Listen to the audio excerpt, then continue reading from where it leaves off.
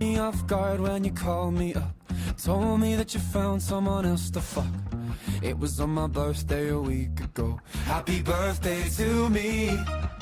Laying on the couch watching Parks and Rec, drowning all the pain in a can of Becks, trying not to feel sorry for myself.